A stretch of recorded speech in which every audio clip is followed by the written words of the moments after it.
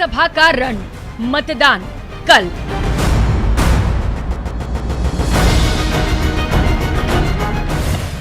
Congress BJP दोनों जीत के मंत्र में जुटी। बीजेपी को उलटफेर की उम्मीद। आप विश्वास रखिए, धैर्य रखिए, धीरज रखिए, परिणाम हमारे पक्ष में आएंगे। कांग्रेस का तीनों सीटें जीतने का दावा, जोड़ तोड़ की आशंका बरकरार। हमें ये विश्वास है कि कल के चुनाव में प्रजातांत्रिक बहुमत की जीत होगी। निर्दलीय प्रत्याशी के दावे से कांग्रेस चौकन्नी।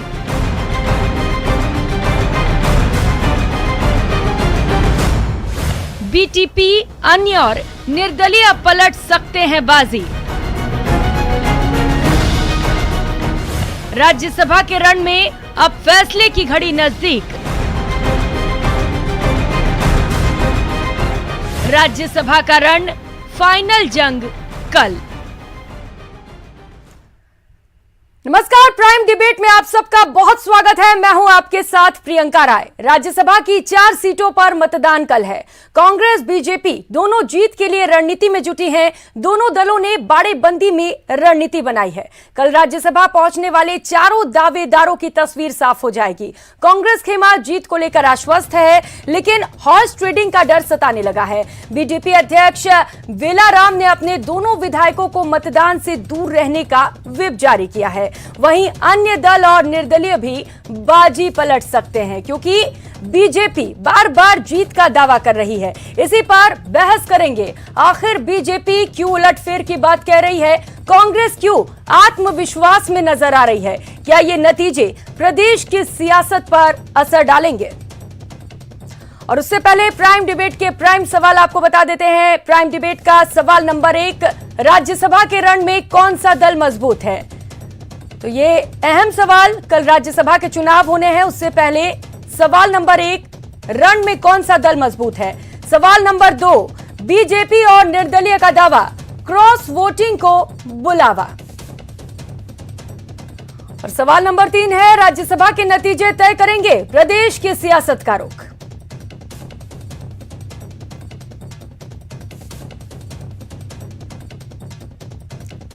और चर्चा की शुरुआत करते हैं। चर्चा के लिए तमाम गेस्ट इस वक्त हमारे साथ जुड़ चुके हैं। आपसे मिलवा देते हैं। पुष्पेंद्र भारद्वाज जो कि कांग्रेस नेता हैं, वो इस वक्त हमारे साथ जुड़ चुके हैं। राखी राठौड़ बीजेपी नेता हमारे साथ इस वक्त जुड़ चुकी हैं। मिथिलेश जैमिनी जो कि एक वरिष्ठ पत्रकार हैं, वो भी हमारे साथ जुड़ चुके हैं। और इसके साथ ही सुरेश जैन जो कि एक राजनीतिक विश्लेषक हैं, वो भी हमारे साथ टीवी स्क्रीन पर आप देख सकते हैं जुड़ चुके हैं। बहुत स्वागत है आप सभी का न्यूज 18 राजस्थान पर। और सबसे पहले चर्चा की शुरुआत मिथिलेश जैमिनी जी आप ही से करते हुए, चूंकि अब समय नहीं बचा है, काउंटडाउन बिल्कुल आखिरी वक्त पर पहुंच चुका है, और क्या लगता है अभी तक की अगर मौजूदा स्थिति को देखें तो किसे जीत मिल सकती है? कल किसका पलड़ा भारी नजर आ रहा है? देखिए प्रियंका जी, यहाँ कल क्या हो किसने जाना, जिंदगी है एक सफर सुहाना, तो ये एक तो कहानी है, लेकिन जो हालात बने हुए हैं उसमें कबीर की एक दोहा मुझे याद आ रहा है कि चलती चक्की देख के दिया कबीरा रोए, दोनों पाटन के बीच में दाना बचा न कोई। दोनों दलों ने जिस तरीके से जंग जीतने के लिए जो हथकंडे अपनाए हैं, चाहे कांग्रेस और बीजेपी हो, जो डेमोक्रेसी के लिए एक अनहेल्थी एनवायरनमेंट क्रिएट किया है, जनता को लगने लगा है कि अब हमारे प्रदेश में कई सारे राजा हैं जो पहले महलों में रहते थे, अब होटलों में रह रहे हैं। यानी विधानसभा में 752 दिन और 1200 के लगभग ज्यादा घंटे वहां बिताना, ये बताता है कि हम सत्ता पाने के बाद में जनता से कितने विमुख हो रहे हैं। क्या राज्यसभा का रण इतना महत्वपूर्ण था कि 11 लाख मनरेगा के कर्मचारियों को रोजगार नहीं मिल रहा? सीएचए कोविड के जो 72 दिन से युवा वहां बैठे हैं, अगर जीत भी जाते हैं, कांग्रेस के तीनों जीत जाते हैं, जो गणित है उनके सामने है कि 126 उनके पास है, लेकिन उसमें एक पेच फंसा हुआ है कि बसपा से आए विधायक जो अगर सुप्रीम कोर्ट के अधीन रहते हैं, और बीटीपी ने जो एक नया पेच फंसा है उससे कुछ बदल सकता है। लेकिन ईमानदारी की बात है कि अशोक गहलोत विधायकों को साधने में सबसे ज्यादा सिद्धहस्त है।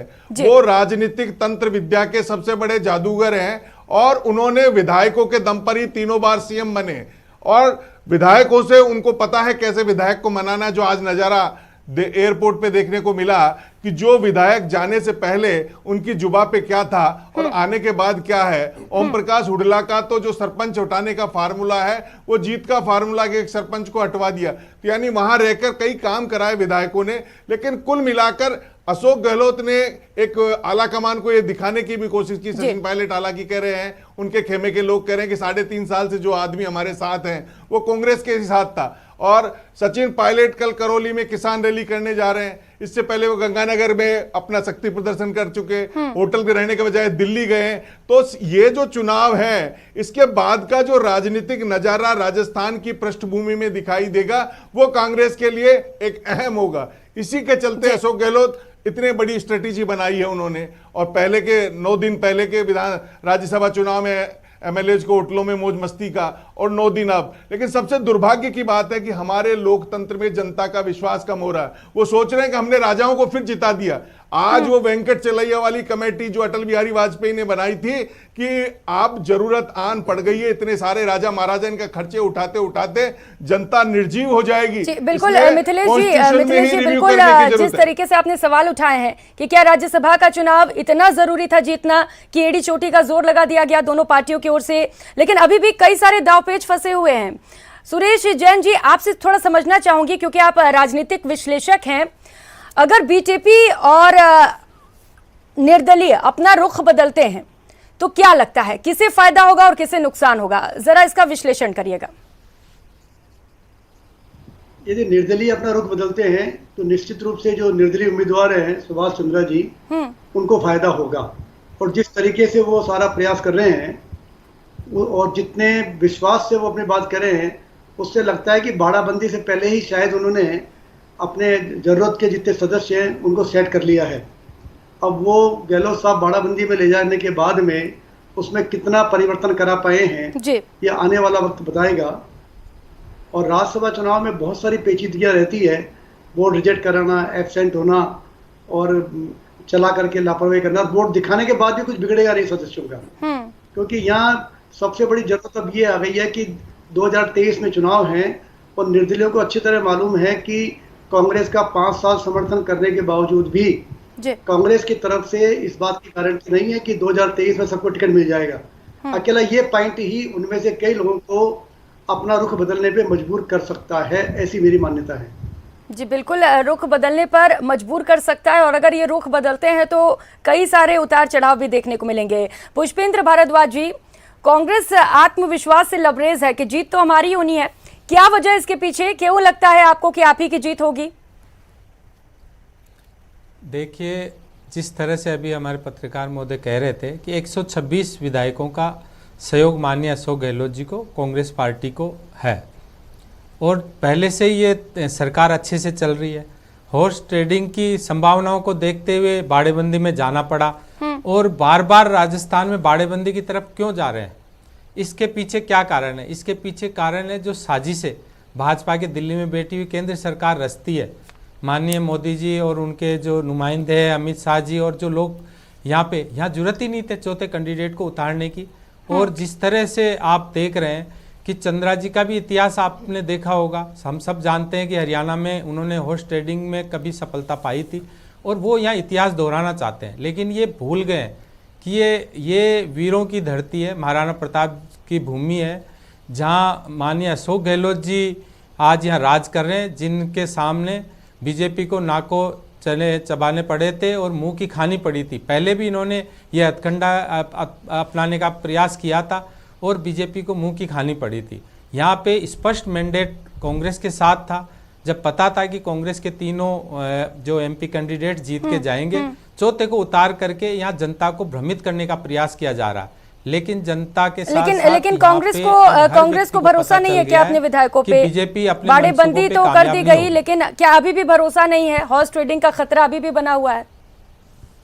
बिल्कुल निश्चित तौर पे, जब तक जिस तरह के षड्यंत्र केंद्र के भाजपा के नेताओं के द्वारा बार बार इस देश के अंदर किए जा रहे हैं, हम विश्वास कर ही नहीं सकता, कोई भी विश्वास नहीं कर सकता। रात को क्या होता है, सुबह क्या होता है, दिन में क्या होता है, अगले दिन क्या होता है। अपने विधायकों पे तो भरोसा होगा ना?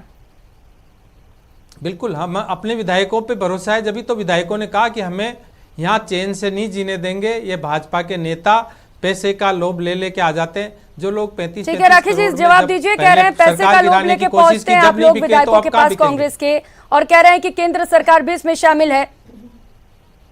प्रियंका जी, मुझे लगता है पुष्पेंद्र जी की बात को वेद सोलंकी जी ने बहुत अच्छे से क्लियर कर दिया था। उन्होंने कहा कि एसीबी में अगर आपने शिकायत दी है तो नामजद शिकायत कीजिए।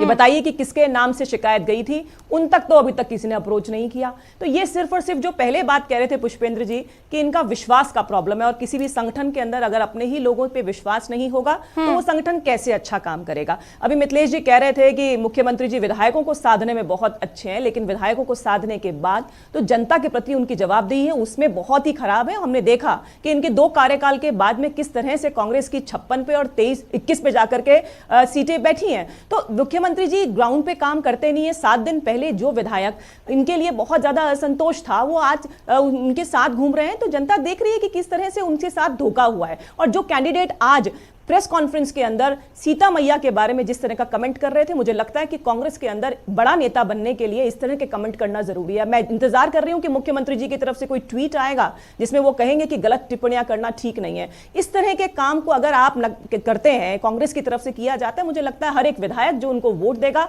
उनकी इस बात से सहमत है। आसपास के बैठे हुए लोगों ने भी उनकी इस बात को मना नहीं किया कि नहीं आप गलत बोल रहे हैं। तो ऐसी जानकारी के साथ जो लोग जाएंगे, राजस्थान को रिप्रेजेंट करेंगे, क्या जनता एक्सपेक्ट करती है कि राजस्थान की जनता की बात वो राज्यसभा के अंदर करेंगे, जिनकी जानकारी के मतलब भूलवश या एक्चुअली दोनों तरीके से अगर इंटेंशनली भी उन्होंने किया है तो कर सकते हैं। क्योंकि इन कैंडिडेट के लिए हमने कई बार देखा है कि कई बार इनका स्लिप ऑफ टंग हुआ है। तो ऐसे जब प्रॉब्लम है तो निश्चित तौर पे निर्दलीय जो कैंडिडेट्स हैं वो देखेंगे कि किस कैंडिडेट को और दे रहे। देखिए, बाहरी वाला प्रॉब्लम तो है ही प्रियंका, अभी भी क्या राजस्थान के अंदर कोई कैंडिडेट मिला नहीं जो एलिजिबल हो, ये प्रॉब्लम है। और निश्चित तौर पर भारतीय जनता पार्टी के समर्थित जो निर्दलीय कैंडिडेट हैं उसकी तरफ निर्दलीय विधायक आएंगे।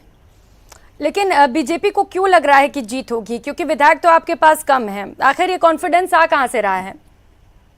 देखिए प्रियंका, कॉन्फिडेंस इस बात से आ रहा है कि 3.5 साल का समय निकलने के बाद भी अभी तक ग्राउंड लेवल पे सरकार जो है काम करने में नाकाम रही है। और ये हम नहीं कह रहे, इनके कैंडिडेट्स ही कह रहे हैं, इनके ही विधायक कह रहे हैं। और जहां तक ये सियासी संकट की बात कर रहे हैं, बार बार भारतीय जनता पार्टी पे ये बात करते हैं। मैं ये पूछना चाहती हूँ कि आपके लोग ही जाकर के मानेसर में बैठ गए थे ना, वो तो भारतीय जनता पार्टी के लोग नहीं थे।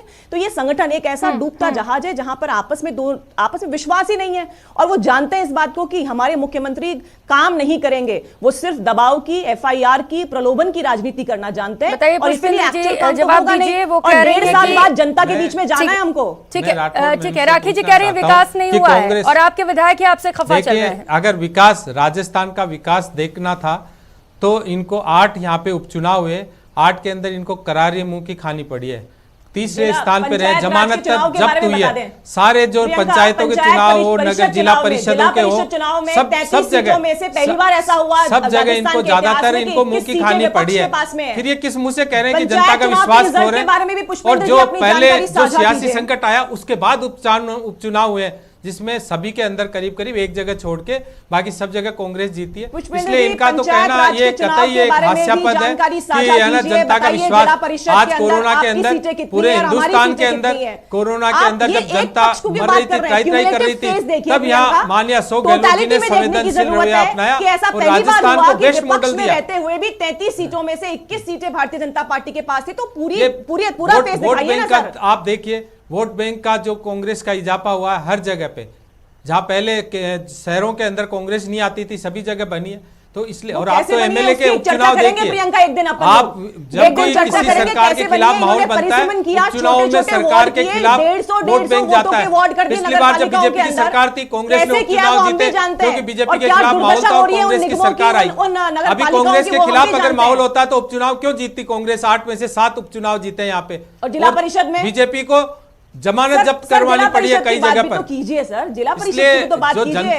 जनता सब जानती है, जनता को सब पता है। जनता सब गुजरात में जानती क्या है कि करने का प्रयास किया इन्होंने, महाराष्ट्र में क्या करने का प्रयास किया इन्होंने, कर्नाटक में क्या किया इन्होंने, गोवा में क्या किया इन्होंने, राजस्थान में भी वो परिपाटी दोहराने के प्रयास किया, लेकिन राजस्थान में सफल नहीं हुए।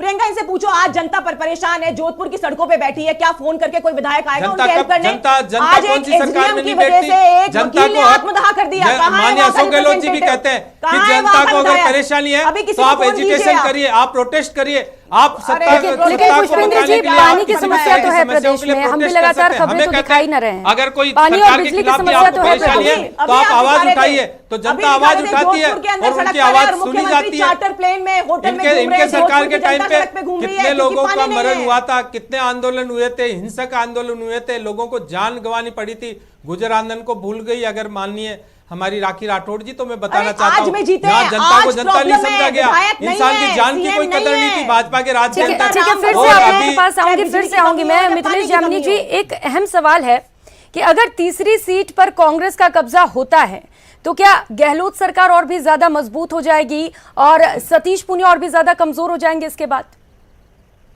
कैसे देखा देखिए जाए? प्रियंका जी, निश्चित रूप से अशोक गहलोत ने जो स्ट्रेटेजी बनाई है वो तीसरी सीट जीतेंगे। आप जो तमाम जो अंदर की सूचनाएं आ रही है, अशोक गहलोत बिल्कुल कॉन्फिडेंट ठीक है, है। वो तो और कल उन्होंने पूरा क्लियर हो जाएगा जी, कल क्लियर हो जाएगा। उसके बाद में अशोक गहलोत का कद जो आला कमान है वो खुश हो जाएगा, क्योंकि एक प्रत्याशी माँ का है, एक बहन का, एक भाई का है। तो अगर वो तीनों खुश हो जाते हैं तो गांधी कॉरपोरेट कंपनी है, उसके लिमिटेड कंपनी में अशोक गहलोत का दर्जा सबसे ऊपर हो जाएगा, ये पक्की बात है। और उसके बाद में अब कुछ बचा नहीं है बीजेपी को। बीजेपी की तमाम जो जब तक भी सरकार को अस्थिर करने की प्रयास हुई, चाहे ओमकार सिंह लखावत जी को लड़ाया तब 9 दिन रहे, जो तमाम कोशिशें हुई, चाहे सरकार गिराने की बात हुई, अशोक गहलोत जीतते आए हैं। अब अंतिम जो राष्ट्रपति चुनाव है जो 18 जुलाई को, उसमें कांग्रेस इस कंडीशन में है नहीं कि कोई मामला होना है, कोई बाड़ेबंदी की जरूरत पड़ेगी। तो अशोक गहलोत के लिए लास्ट ओवर है इस टर्म का, कि उस लास्ट ओवर में अगर वो बीजेपी को फेल्योर कर देते तो वर्तमान जो राजस्थान में सत्ता संभाले हुए हैं, जो कमान संभाले हुए हैं भाजपा की, उस पर विचार करने को लिए मजबूर हो जाएगा शीर्ष जो नेतृत्व है कि अशोक गहलोत को कहीं भी मात नहीं दे पाए। चाहे बाई इलेक्शन में एक जगह जमानत जब्त कराना, यह अशोक गहलोत की निश्चित रूप से जीत है। दूसरा, आज आरएलपी ने जो आप पार्टी की एंट्री की राजस्थान में थी, उनके खिलाफ आज एफआईआर दर्ज करा दी है। एक और अहम सवाल है कि अगर राज्यसभा की ये जीत किसकी होगी, ये तो फिलहाल हमें नहीं पता है, कांग्रेस की होगी या बीजेपी की होगी, लेकिन क्या ये जीत प्रदेश की सियासत, प्रदेश के सियासत का रुख तय करेगा? सुरेश जैन जी, आपसे ये मेरा सवाल है। सुरेश जैन जी, ये प्रदेश की सियासत को बदलने की स्थिति नहीं है। अगर अशोक गहलोत साहब तीसरी सीट बचाने में कामयाब हो जाते हैं तो उसके बाद में जो अशोक गहलोत के विरोधी हैं उनको कुछ कहने का मौका नहीं बचेगा और अशोक गहलोत शेष कार्यकाल बहुत आसानी से गुजार लेंगे।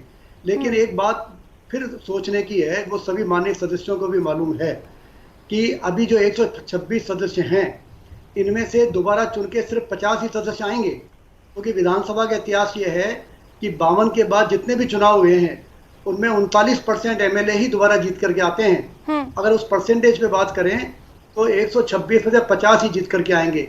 तो बाकी सबको डर लगा हुआ है और जो निर्दलीय है उनको डर बड़ा होगा, क्योंकि उनके पास किसी पार्टी का भी आधार नहीं है और कांग्रेस उनको टिकट दे देगी इसकी गारंटी नहीं है, क्योंकि टिकट बढ़ते समय बहुत सारे गुट काम करते हैं, जाति काम करती है, धर्म काम करता है। और जैसा अभी मेरे साथी पत्रकार ने कहा कि साहब जो प्राइवेट लिमिटेड कंपनी के कर्ता धर्ता हैं उनके भी अपने अपने काम करते हैं। सचिन पायलट को कितनी सीट देनी है, अध्यक्ष को कितनी देनी है, सीएम को कितनी देनी है, उनमें इनमें से कितने निर्दलियों की सीटें कट जाएंगी या जो वर्तमान एमएलए उनमें से किस किस की कट जाएगी। तो वो जो अपने आप को कांग्रेस में कमजोर मानते हैं या अपने क्षेत्र में कमजोर मानते हैं, यदि उन्हें बीजेपी की तरफ से अगले चुनाव में टिकट का आश्वासन मिलता है तो निश्चित रूप से संभावना है कि उनमें से कुछ पाला बदल सकते हैं। बिल्कुल संभावनाएं हैं और अब समय भी नहीं बचा है, कल ही चुनाव होने हैं और स्थिति स्पष्ट भी हो जाएगी, दूध का दूध और पानी का पानी हो जाएगा कि जीत किसकी होती है। फिलहाल समय की कमी हमारे पास, इतना ही इस डिबेट में चर्चा करेंगे। पुष्पेंद्र भारद्वाज जी, राखी राठौड़ जी, मिथिलेश जामनी जी और सुरेश जैन जी, आप सभी का बहुत बहुत शुक्रिया न्यूज़ 18 राजस्थान के साथ जुड़ने के लिए। तो कल राज्यसभा का चुनाव होना है, उससे पहले तमाम जो सियासी गलियारे हैं वहां पर हलचलें तेज हो गई हैं और अब देखने वाली बात यह होगी कि जीत किसके पाले में जाकर गिरती है, किसका पलड़ा भारी रहता है। फिलहाल इतना ही, मुझे दीजिए इजाजत, नमस्कार।